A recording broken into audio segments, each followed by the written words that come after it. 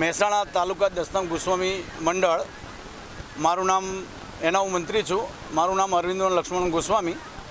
આપ અમારો જે આજનો ભવ્ય પ્રોગ્રામ છે પંચામૃત કાર્યક્રમ 2024, આપ સર્વે જ્ઞાતિજનોના આધાર સાથ અને સહકારથી જે સંપન્ન થયો, એમાં અમારા પંચામૃત કાર્યક્રમોમાં અમે નાની નાની બાબતોની છણાવટ કરી, વડીલોનું પણ ધ્યાન રાખી અને અમે આ કાર્યક્રમને બહુ ખૂબ ઝીણી નજરથી જોઈ અને અમે કંડાર્યો છે.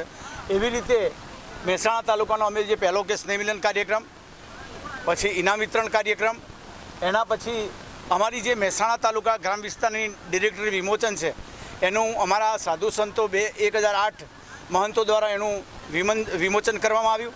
એમાં તમામ મહેસાણા તાલુકાના ગ્રામ વિસ્તારના તમામ જે ગામો છે, ગામોના જે કુટુંબો છે, એને આવરીને અમે ડિરેક્ટરી વિમોચન કર્યું. એના સિવાય અમારા જે દાતાઓ છે, એ દાતાઓની જાહેરાત દ્વારા અમારું આ ડિરેક્ટરનું જે કામ છે એ શક્ય બન્યું છે.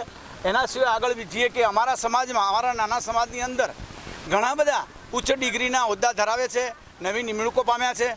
આવી નાની નાની બાબતો અમે આની અંદર વણી લઈ અને અમારા સમાજને ગૌરવવંતું સ્થાન અપાવવા માટે અમે આ કાર્યક્રમનું સુંદર આયોજન કર્યું છે. અને એના પછી અમે જે 70 અને 75 વર્ષના ઉપરના જે અમારા વડીલો છે, એ વડીલોને અમારા ઇનામના દાતા રાજેન્દ્રગીરી નારાયણગીરી અને જે આ સદર સંસ્થાના પ્રમુખ છે, અને એમણે આ સમગ્ર ખર્ચો ઇનામના દાતાઓનો તેમજ તેમનો વડીલ વંદના કાર્યક્રમ છે, એમાં ઘોડી અને સાલ, આ સમગ્ર કાર્યક્રમનો ભાર એમણે એ દાતા તરીકે અહીંયા ઉપસીને આવ્યા છે. અને એકલો ફક્ત આપણે હોદ્દા ઉપર નહીં, પણ આપણા પોતે દાતા તરીકે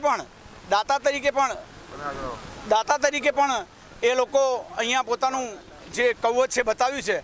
અને આ રીતે અમારો કાર્યક્રમ ખરેખર આટલી મહામૂલી, આટલી ગરમી હોવા છતાં શિયાળાનો અંત અને ઉનાળાની શરૂઆત પણ અહીંયા જે અમારા જ્ઞાતિજનોએ સાથ અને સહકાર આપ્યો, એમનો હું ખૂબ ખૂબ આભાર માનું છું.